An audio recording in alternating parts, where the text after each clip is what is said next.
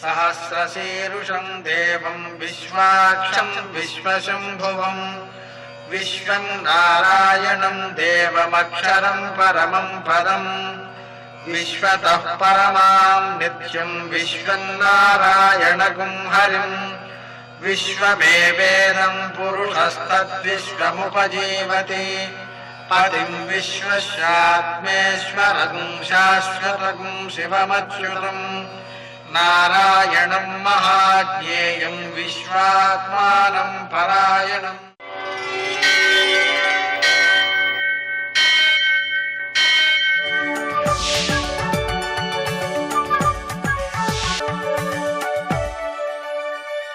सूर्यशौर्यमथेन्दुरिन्द्रपदवी सन्मङ्गलं मङ्गलम्। ఆపదామవహర్తారం దాతారం సర్వసంపదాం లోకాభిరామం శ్రీరామం మోక్షదంతం నమామ్యహం. నేటి కాలమాన విశేషాలను గమనిద్దాం. స్వస్తి శ్రీ చాంద్రమాన దుర్ముఖనామ సంవత్సరం ఉత్తరాయణం గ్రీష్మ ఋతువు ఆషాఢమాసం శుక్లపక్షం బుధవారం. సూర్యోదయం 5:50 సూర్యాస్తమయం 6:51.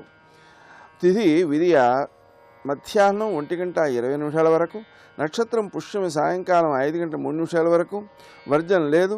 దుర్ముహూర్తం ఉదయం 11:54 నుంచి మధ్యాహ్నం 12:47 వరకు. అమృతకాలం ఉదయం 10:47 నుంచి 12:21 వరకు. రాహుకాలం బుధవారం కాబట్టి మధ్యాహ్నం 12 నుంచి 1:30 వరకు. అష్టకవర్గరీత్యా శుభప్రదమైన సమయం సాయంకాలం 5:30కి. నేటి విశేషం బుధవారం రామప్రీతికరం. అలాగే శ్రీరామ రథోత్సవం అనేటువంటి ఒక ప్రత్యేకమైన పూజా విధానం కూడా ఉంది. ఈ రథోత్సవం ద్వారా ఏం చేస్తామంటే రథం మీద శ్రీరామచంద్రుని ఊరేగించడం జరుగుతుంది. ఈ ఊరేగించడం అనే కార్యం ద్వారా ఏం జరుగుతుంది, ఫలితాలు ఏమి సిద్ధిస్తాయి. మనకు ప్రతి వ్యక్తి కూడా తనకు గుర్తింపు రావాలి అనుకుంటుంటాడు. ఆ గుర్తింపు రావడం అనేటువంటిది అంటే ఎక్కువ మందికి తెలియడం అనమాట, అంతే కదా. కాబట్టి ఈ రాముణ్ణి మనం ఊరేగించడం ద్వారా మనకు కీర్తి ప్రతిష్టలు బాగా పెరుగుతాయండి. మరి ఇంకా ఏం జరుగుతాయి? మనం వాహనం మీద ఆయన ఊరేగిస్తున్నాం.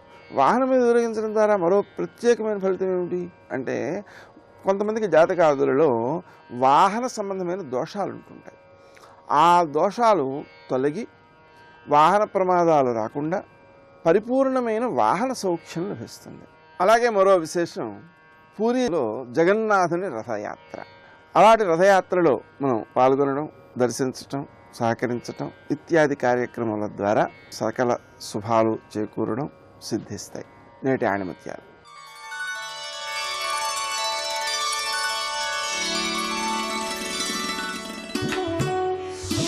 లోకంలో సేవ మేలైన భక్తి, ప్రేమించడం మేలైన శక్తి.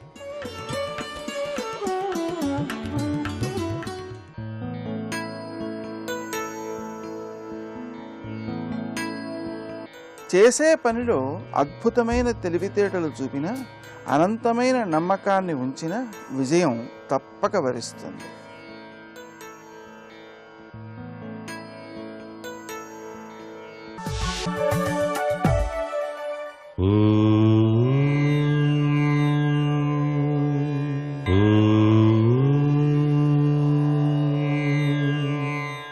ఓం నమో నారాయణాయ.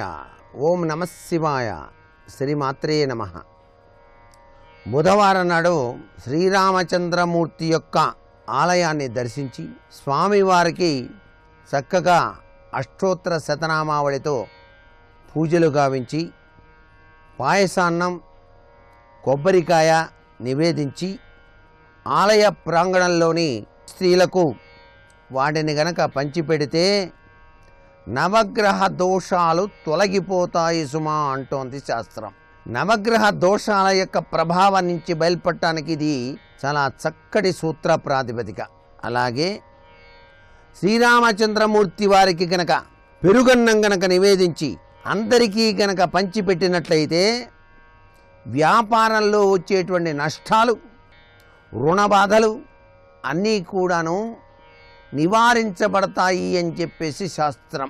అంతేకాకుండా ఈరోజు పూరీ జగన్నాథోత్సవం. ఆ జగన్నాథుడు రథయాత్ర సాగించేటువంటి సుదినం. ఈ రథయాత్రలో పాల్గొన్న ఆ స్వామిని మనసారా స్మరించిన సర్వ సంపదలు కూడాను కలగడానికి ఆస్కారం ఉంటుంది. ఇలాంటి రథోత్సవాల్ని తిలకించడం వలన, జరపడం వలన సర్వమానవాళికి కూడాను శాంతి ప్రసాదిస్తాడు ఆ సర్వేశ్వరుడు. సర్వే జనా సుఖినో భవంతు.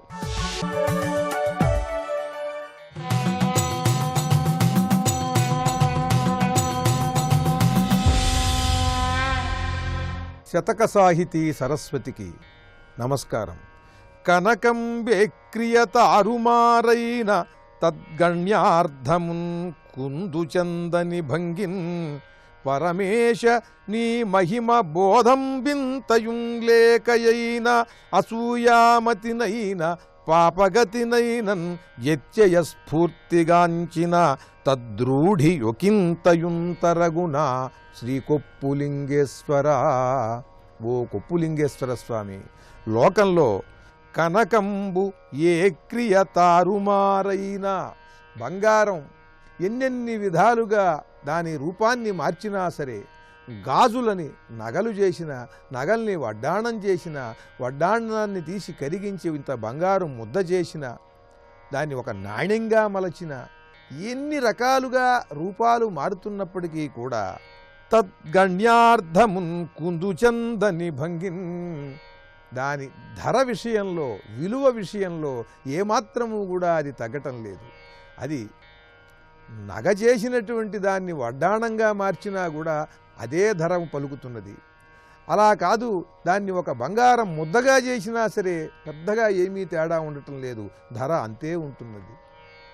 దాని చేసినందుకు ఆ కూలీ మాత్రమే ఎక్కువ అవుతున్నది తప్ప బంగారం నగ రూపంలో ఉన్న, ముద్ద రూపంలో ఉన్న, కాసు రూపంలో ఉన్నా కూడా దాని ధర మారని విధంగా ఓ పరమేశ్వర నీ మహిమ బోధం వింతయుంలేకయైనా, నీ మహిమ ఎవరైనా పెద్దలు చెబుతున్నా తెలుసుకోలేకపోయినా, లేదా తనంతట తానే తెలుసుకున్నా కూడా నీ మహిమ మహిమేనయ్యా.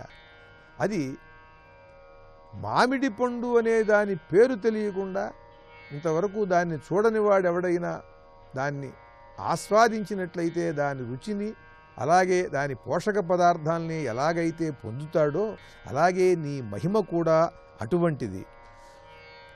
బోధం వింతయుంలేకయైన అసూయామతినైన పాపగతినైనన్ నిన్ను విమర్శించినా సరే, వ్యత్యయ స్ఫూర్తిగాంచిన ఒకదానికి ఒకటి అనుకున్నా సరే, రూఢి ఒకంతయుంతరగునా దాని యొక్క శక్తి ఒక పరమాణువంత కూడా తగ్గదయ్యా. నీ మహిమ అటువంటిది అంటూ పరమేశ్వరుడి యొక్క అనుగ్రహం కానీ, మహిమ కానీ దాన్ని ఎవరూ వర్ణించలేరు, దాన్ని తెలుసుకోవటం కూడా చాలా కష్టం అని తెలియజేస్తూ చక్కని పద్యరచనతో గొప్ప శతకాన్ని మనకు అందించిన విద్వత్ కవులు, భక్తి తత్పరులు శ్రీ కూచిమంచి సుందరకవి గారు రచించిన కొప్పులింగేశ్వర శతకంలోని మరి ఒక పద్యం గురించి రేపు ఉదయం తెలుసుకుందాం. ఓం నమః శివాయ.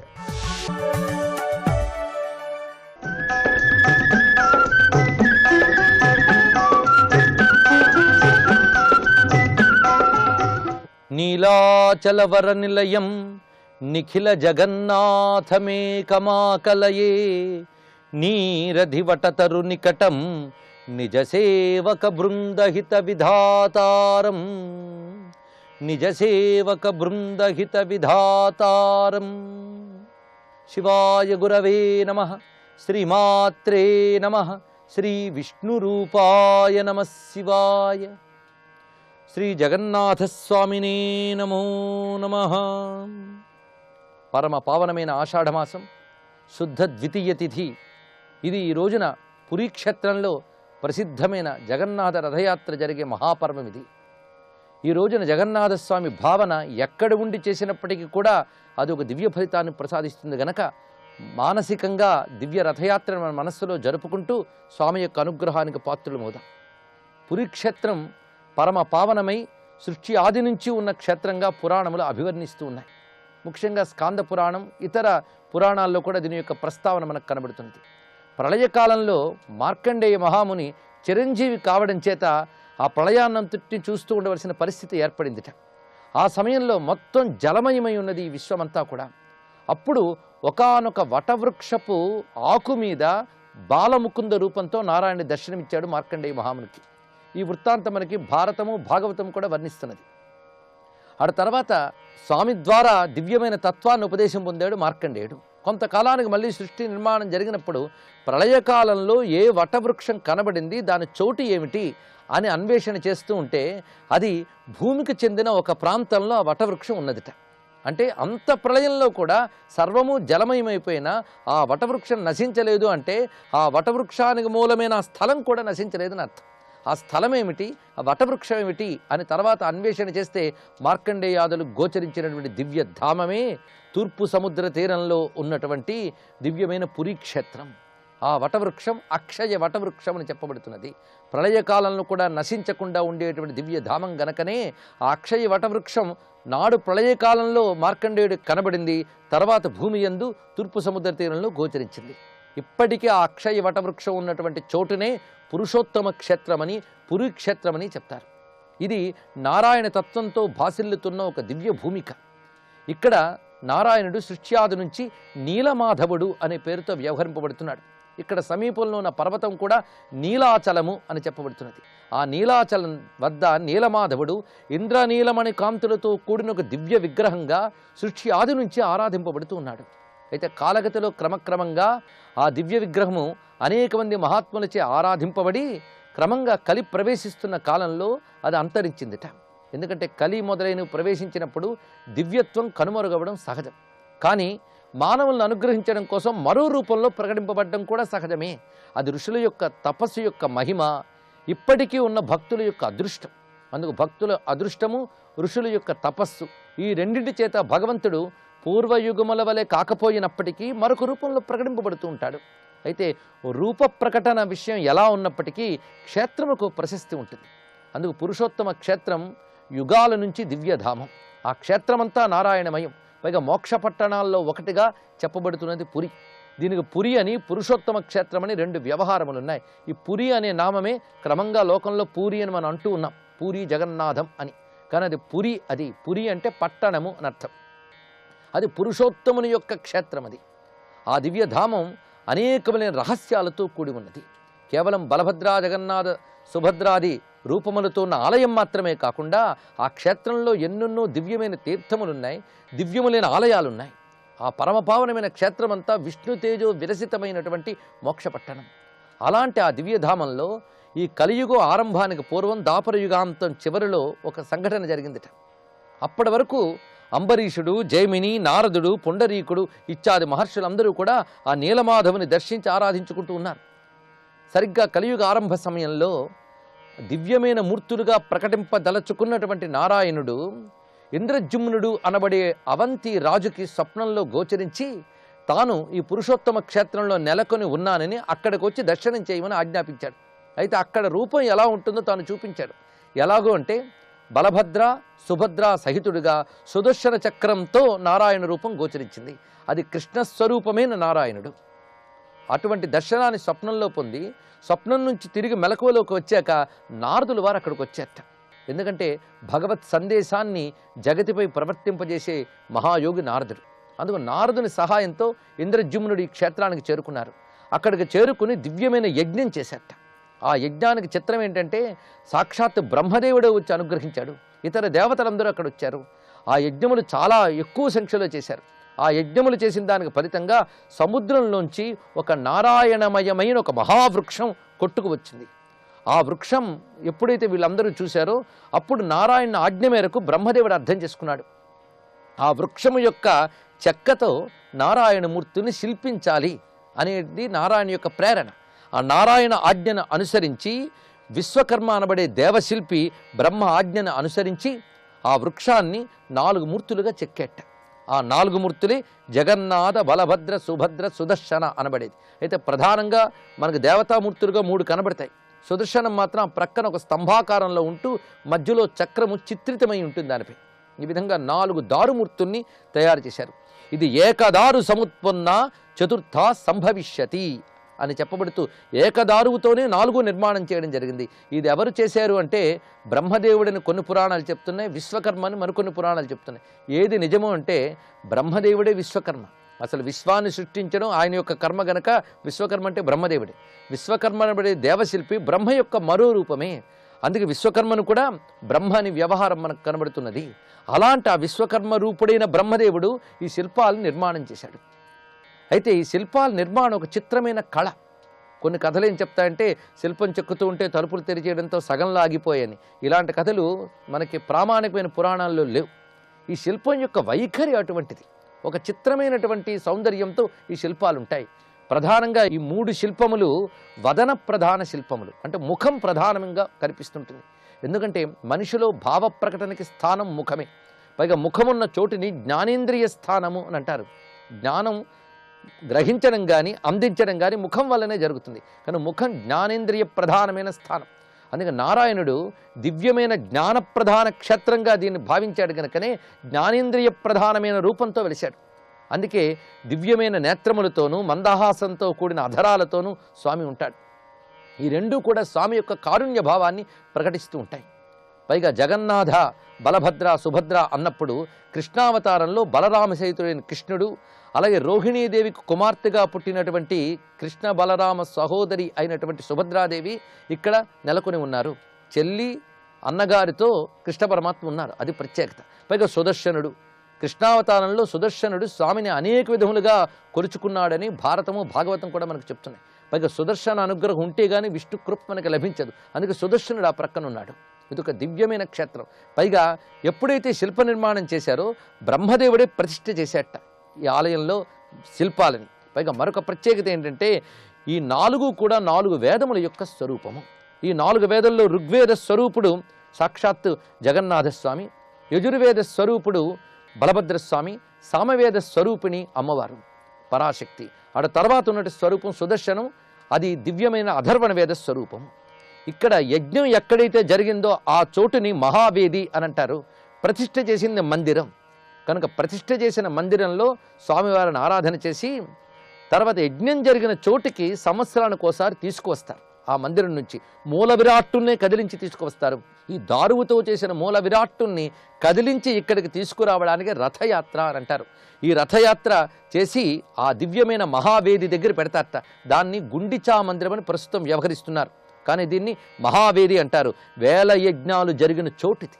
అలాంటి చోటుకి స్వామి వస్తున్నప్పుడు ఆ రథయాత్ర సమయంలో అక్కడ సర్వులు పవిత్రులే, అక్కడ తక్కువ ఎక్కువ లేవు. అందుకే సర్వం శ్రీ జగన్నాథం, జగన్నాథ భావన చేత అన్ని పవిత్రమవుతున్నాయి.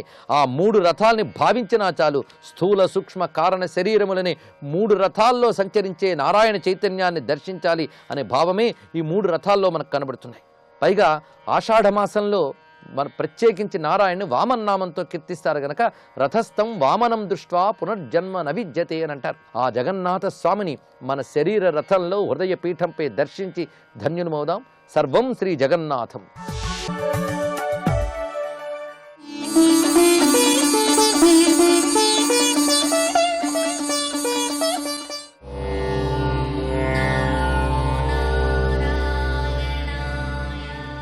దేశంలోని సుప్రసిద్ధ పుణ్యక్షేత్రాలలో ఒకటిగా శ్రీ జగన్నాథ స్వామి వారి దివ్యక్షేత్రాలలో ప్రముఖమైందిగా విరాజిల్లుతున్న ప్రసిద్ధ పుణ్యక్షేత్రం పూరి.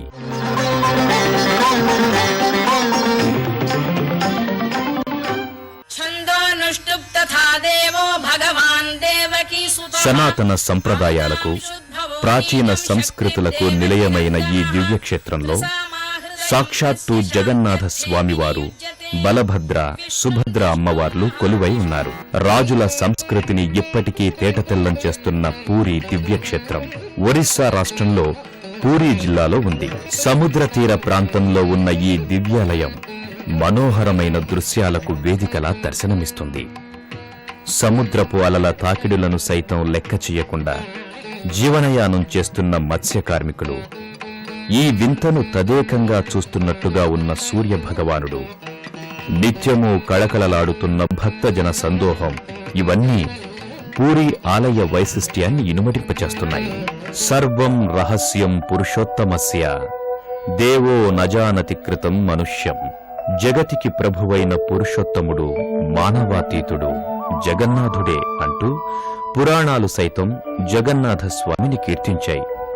అలాంటి మహిమాన్వితమైన పూరీ క్షేత్రాన్ని చేరుకున్న భక్తులు శుచి శుభ్రతలను పాటిస్తూ శ్రీ జగన్నాథ స్వామి వారి ఆలయానికి బయలుదేరుతారు. దేశంలోనే ప్రసిద్ధమైన జగన్నాథ స్వామి క్షేత్రంగా విరాజిల్లుతున్న ఈ దివ్యక్షేత్రాన్ని చేరుకున్న భక్తులు ముందుగా ఆలయ ప్రాంగణంలో ఉన్న దుకాణాలలో స్వామివారికి ప్రీతిపాత్రమైన పూజా ద్రవ్యాలను కొనుగోలు చేసుకుంటారు. అనంతరం ఆలయ సింహద్వారానికి చేరుకుంటారు. సింహద్వారానికి చేరుకున్న భక్తులకు ముందుగా ధ్వజస్తంభం దర్శనమిస్తుంది. ఇక్కడ ధ్వజస్తంభాన్ని దర్శించుకుంటే స్వామిని నేరుగా చూసినంత పుణ్యం లభిస్తుందని చెబుతారు. ఆ కారణంగానే ఈ ఆలయానికి వచ్చే భక్తులు ముందుగా ధ్వజస్తంభ దర్శనం చేసుకుంటారు. పూరీలోని శ్రీ జగన్నాథ స్వామి వారి మందిరమంతా కొన్ని మందిరాల సమ్మేళనం. శివుడు, విష్ణువు, శక్తిమాత ఒకే ఆలయంలో పూజింపబడుతున్న దివ్యక్షేత్రమిది. ధ్వజస్తంభాన్ని దర్శించుకున్న భక్తులు అనంతరం ఓం నమో జగన్నాథ స్వామియే నమః అంటూ ప్రధానాలయ ప్రాంగణంలోకి చేరుకుంటారు. ప్రధానాలయ ప్రాంగణంలో 22 మెట్లు దర్శనమిస్తాయి. వీటిని బహిసి సహోచా అని పిలుస్తారు. ఈ మెట్లను దాటుకుని ముందుకు వెళితే కాశీ విశ్వనాథుడు, శ్రీరామచంద్రుడు, అభయ నృసింహుడు, సిద్ధి వినాయకుడు, రాధా గోవిందుల చిన్న మందిరాలు దర్శనమిస్తాయి. గర్భాలయంలో కొలువై ఉన్న బలభద్ర, సుభద్ర, జగన్నాథ స్వామి సుదర్శన చక్రాలను దర్శించుకుని అలౌకికమైన ఆనందానికి గురవుతారు. స్వామివారికి ఏటా చేసే రథయాత్ర ఉత్సవాలను అత్యంత ఘనంగా నిర్వహిస్తారు. దేశంలోనే అత్యంత పెద్ద రథయాత్రగా పేర్గాంచిన ఈ ఉత్సవాలను ఏటా ఆషాఢ మాసంలో వచ్చే శుక్లపక్షం 2వ రోజున నిర్వహిస్తారు. ఈ ఉత్సవాలను శ్రీ జగన్నాథ ఘోషయాత్రగా పిలుస్తారు. రథయాత్ర రోజున పవిత్ర దేవతామూర్తులను దేవాలయం నుండి బయటకు తీసుకువచ్చి ఆయా మూర్తులకు కేటాయించిన రథాలపై ఆసీనులు కావిస్తారు. భక్తి గీతాలు, భజనలు పాడుతూ శ్రీ సుదర్శనుని, తరువాత బలభద్రుని, సుభద్రాదేవిని, శ్రీ జగన్నాథ స్వాముల పవిత్ర మూర్తులను ఒక్కొక్కరిగా పహుండి అనే విధానం ద్వారా ముందుకి వెనకకి కదుపుతూ ఊరేగేటట్లు చేస్తూ రథాలపైకి ఎక్కిస్తారు. అనంతరం అత్యంత భక్తి శ్రద్ధలతో రథయాత్ర నిర్వహిస్తారు.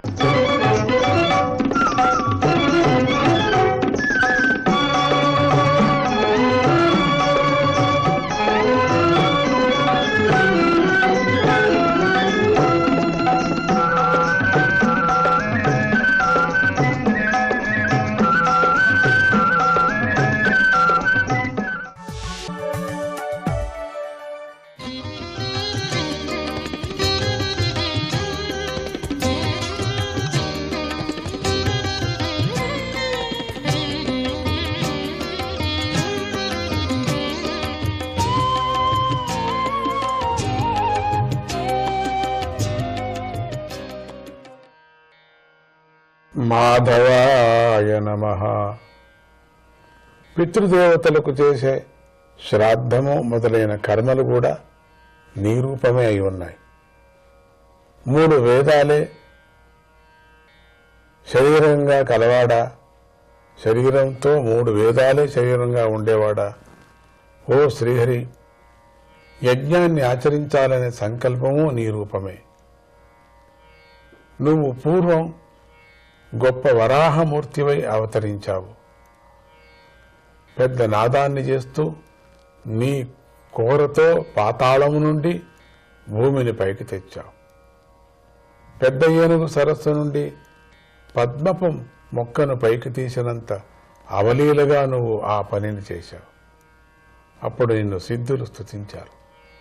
ఓ యజ్ఞేశ్వర, మేము నీ దర్శనాన్ని దృఢంగా కోరుకుంటున్నాం.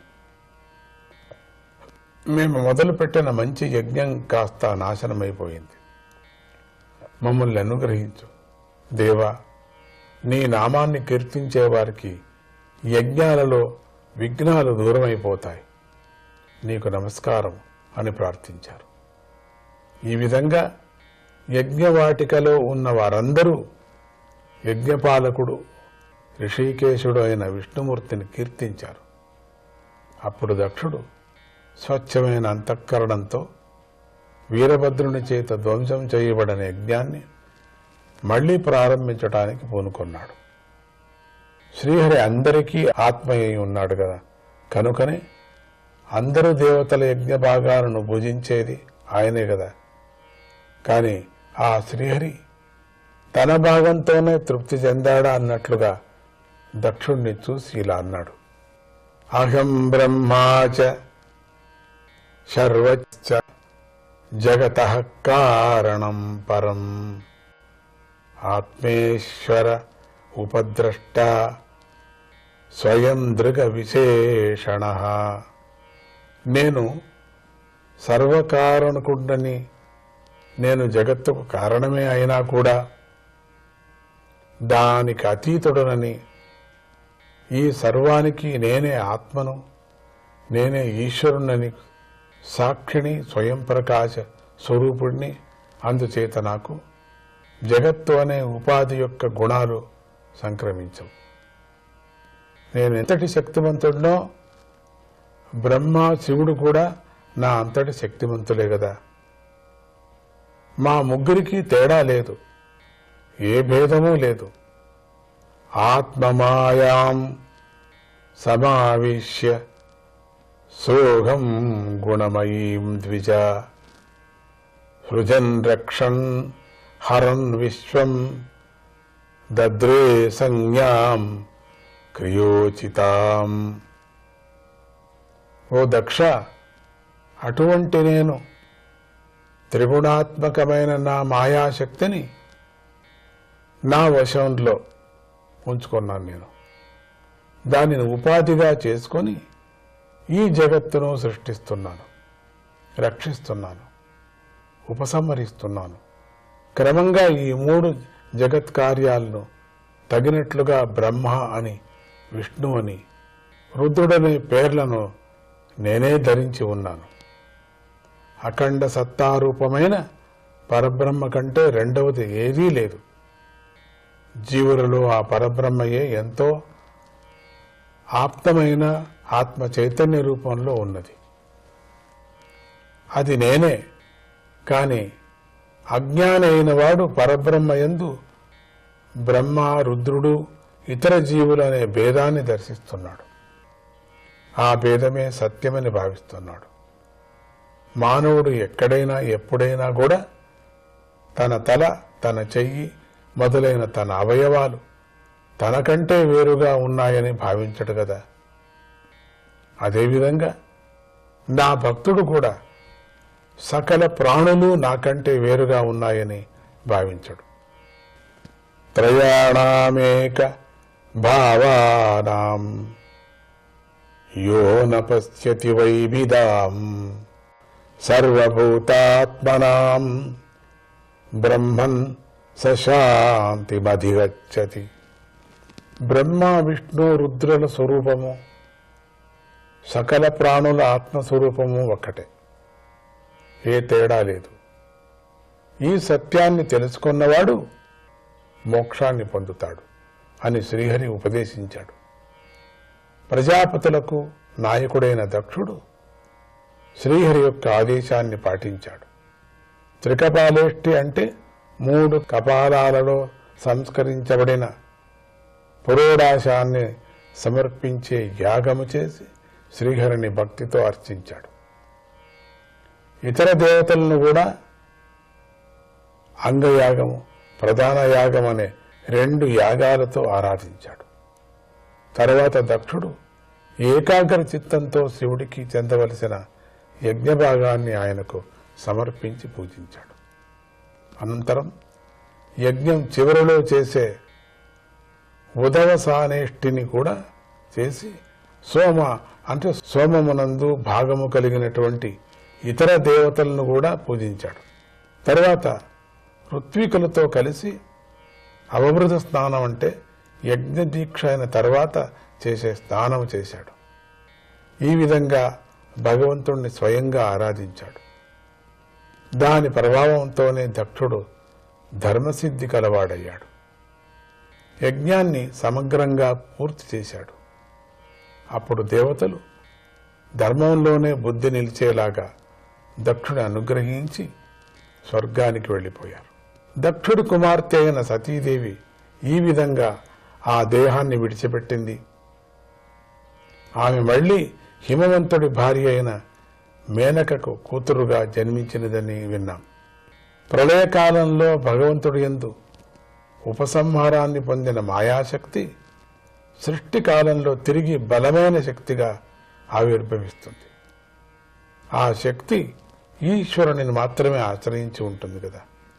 అదేవిధంగా జగన్మాత అయిన పార్వతీదేవి పూర్వం తన హృదయేశ్వరుడనైన శివుణ్ణి మాత్రమే తనకు ప్రేమైన భర్తగా వరించింది.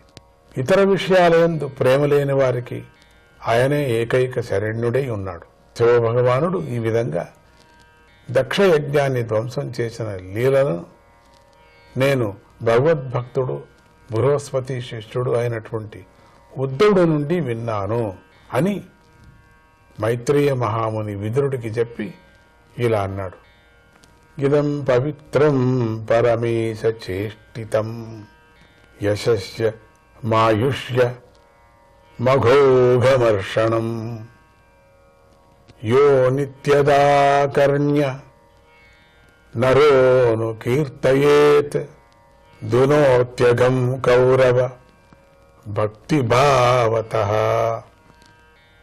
ఓ విదురా, పరమశివుని ఈ లీల ఎంతో పావనమైనది.